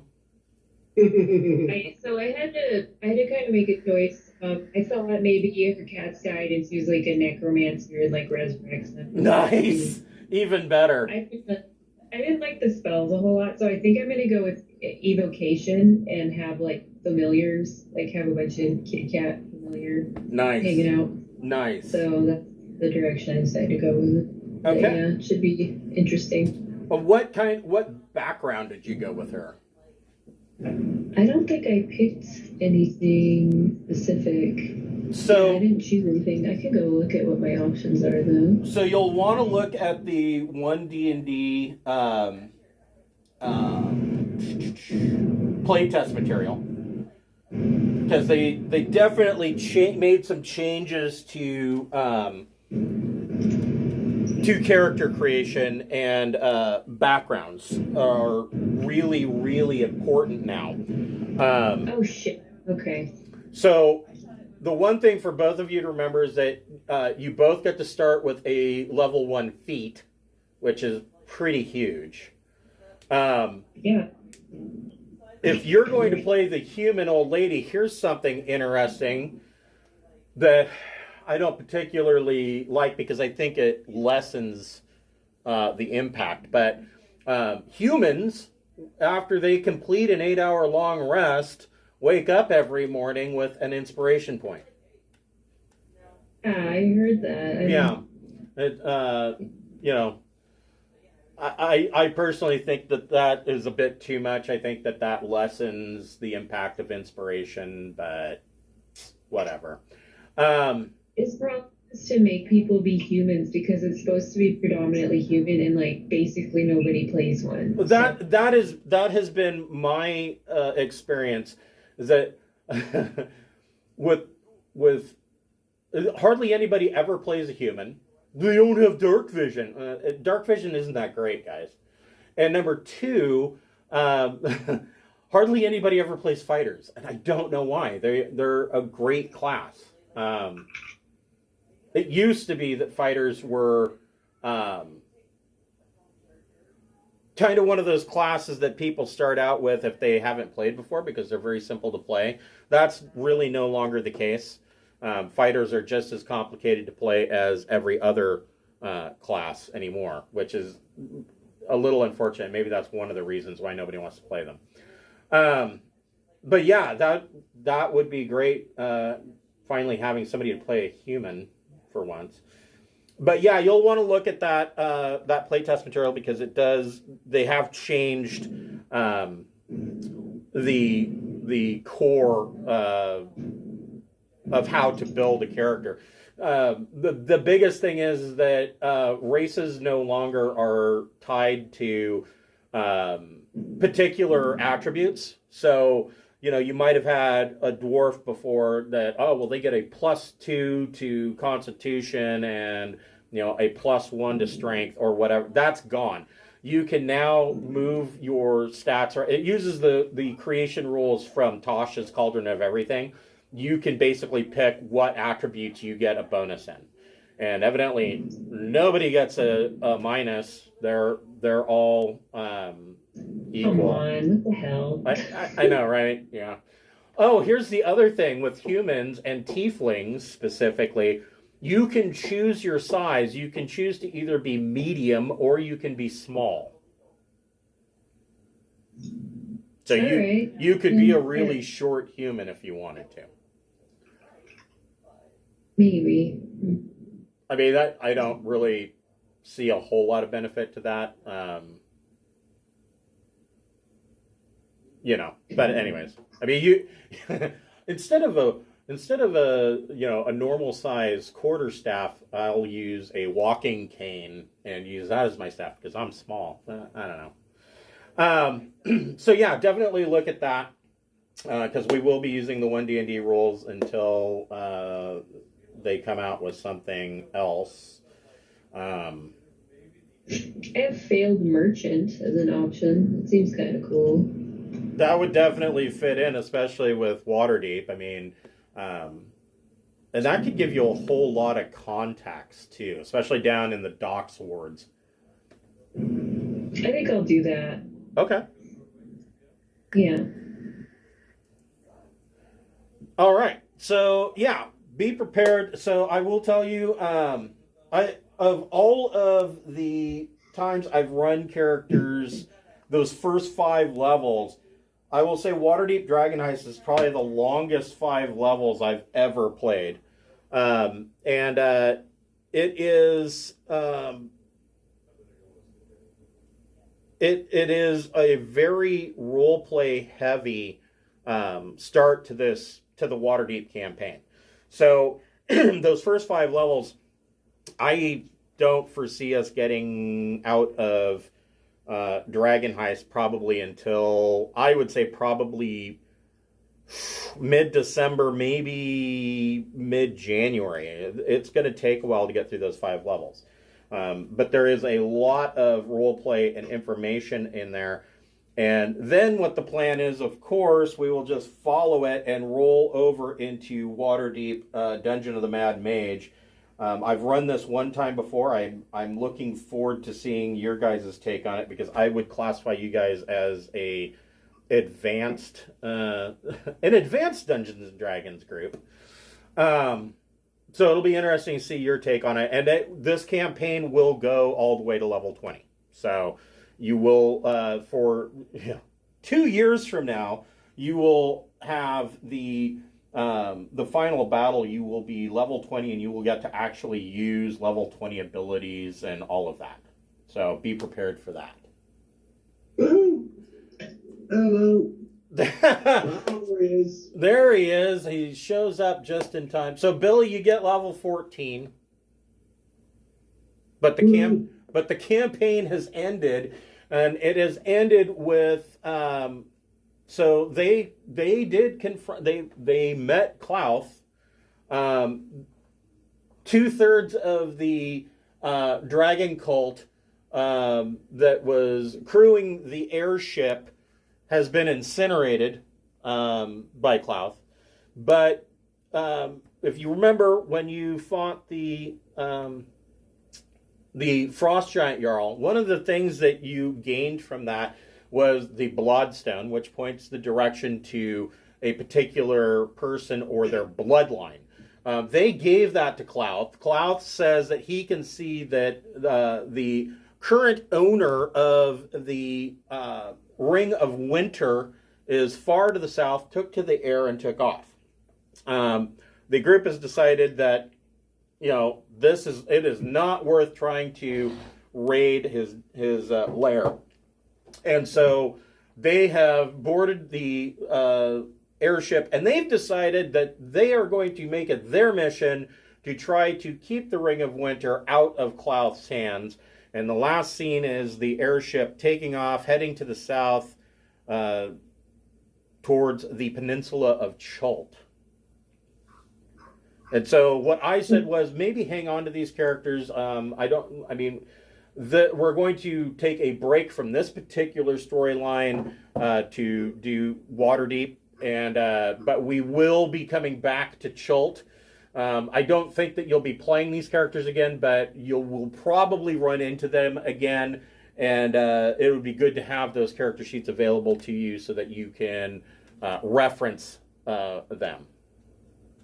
That's cool. I still have every character sheet I've ever played, so that's not an issue. Excellent. So before we go forward, hold on just a moment. Have you got so Gabe, do you have an idea for your Waterdeep character yet? I'll probably make a fighter of some sort. Nice. Okay. I'm not sure whether to make a melee or ranged. Okay. Okay. Billy, what is your character concept for Waterdeep? The concept is that she is of the fairy folk in a local forest. Her and her clan. Where the fuck is my paperwork? I just woke up. I've been dealing with the migraines since yesterday. That's what I told him. I'm like, I bet Billy overslept. Oh, I got up this morning at 10. My head was still pounding, so I took one of my pills and it fucking knocked me on my ass. Yeah, that'll happen. Her and her family worship and follow the teachings of Saloon. Okay. Selune. Right? Yeah, I know who Saloon is. So, her family has followed her, and they're the protectors of their local forest. She has been tapped by the goddess to go on a bigger quest for whatever reason. Okay. I would say probably the local forest would so there is an area in Waterdeep called the City of the Dead. And it's basically just a big cemetery area, but a lot of people actually go there to, picnics and things like that. And it is a lightly forested area. I mean, obviously cultivated by, city druids and whatnot. I would think that your character probably may have come from that area of the city. I could do that. And then, she, so first level is Ranger. Okay. But as time goes on, Saloon is going to imbue her with cleric powers. So she's going to be a Ranger cleric. Nice. So Twilight cleric with Swarmkeeper Ranger. Nice. Okay. And you said you were going to go with a splash of rogue? Yeah, I'm going to dip 2-3 levels in a rogue sporadically. Just a little bit of the hiding, and I also want to get Arcane Trickster to go along with the mage hand skills. Okay. That Dark Trickster gets, to be able to mix that with the Swarm Keepers. Okay. All right, so it sounds like we've got a pretty good party going on. And CL won't be playing in the next campaign, is that correct? She said she will miss the game greatly, but just missing the story and all the stuff it is just too much. No, I completely understand that. Well, that sucks. I do enjoy having her play. But I think we can have, 4 people is the minimum party, really, for encounters in D&D. So I think we'll have a good group, and with the occasional addition of Gabe, that'll give you a little bit of a boost now and then. So I'm planning that we'll start the campaign, if you're all ready. We can start the campaign next week. And of course, Brian will be joining us, so I will make a post about the start of Waterdeep Dragon Heist next week, and I'll send out that invite link and we need to make sure everybody is invited to the new campaign in Roll20, and I guess we will stop here a little bit early. You guys didn't quite go as far as I thought you were going to go. I thought you were going to try to raid Klauth's lair. But Is that thing about the boulder true? The what? The thing the plant said about a big boulder being in the way, was it true? I will tell you it is true. Okay, so we would have gotten there and... Yeah, you would have had a problem getting into the treasure vault itself, yeah. But I mean, there are... just changed my spell list and shaped the stone. Right, I was going to say there are other ways around that, of course. Yeah, so... I don't know, I kind of like this ending better. I mean, you just raided a dragon's hoard. I mean, how much stuff do you really need? But yeah, you do have the airship, and our lives. and your lives. There's that. There's no point to trying to raid a hoard if you're not going to live through it. And Klauth is definitely. With Klauth, I could probably wipe out a pack of, or 4-pack of 20 level characters with Klauth by himself. That wouldn't be beyond the realm of reason. So he's pretty big. I would say he's probably one step below, something gargantuan like Tiamat. He's tough. So we will pick up next week with Waterdeep Dragon Heist, new characters, level 1, and I will see you guys next week. Thanks, gang. Thanks, guys. Yeah, bye. Have a good one, guys.